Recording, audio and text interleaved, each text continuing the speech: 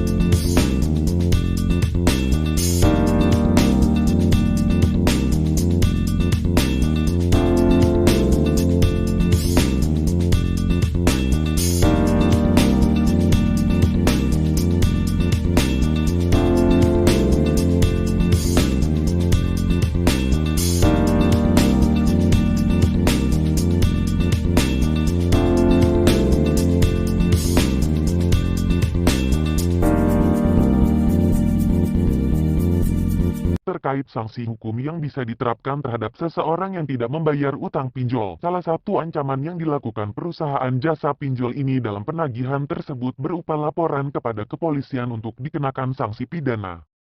Namun dengan menghadapi ancaman tersebut, masyarakat awam hukum tentunya merasa khawatir menghadapi gugatan yang bisa saja dilakukan jasa pinjol.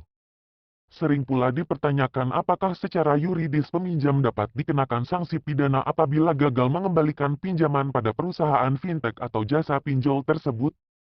Terkait hal itu, anggota Komisioner Komisi Hak Asasi Manusia, Komnas HAM, Muhammad Khoirul Anam menjelaskan, penegak hukum tidak bisa menjerat debitur yang tidak mampu membayar pinjaman tersebut.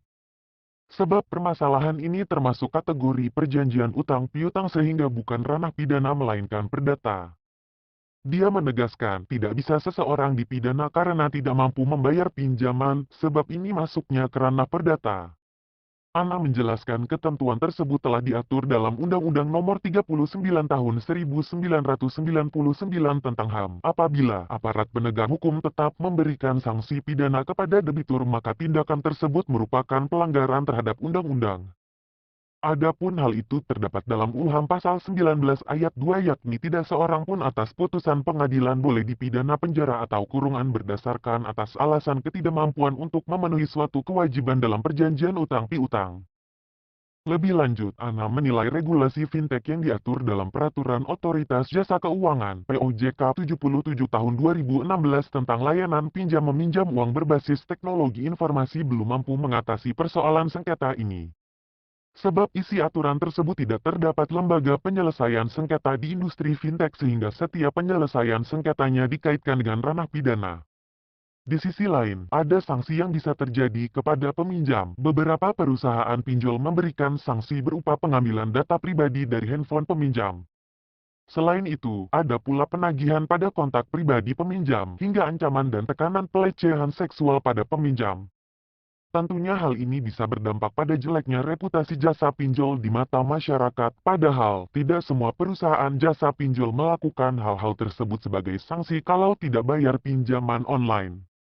Bagaimana menurutmu? Apakah tertarik menggunakan jasa pinjol? Berikan komentarmu, jangan lupa like, komen, dan subscribe untuk mendukung channel ini agar terus berkembang. Terima kasih.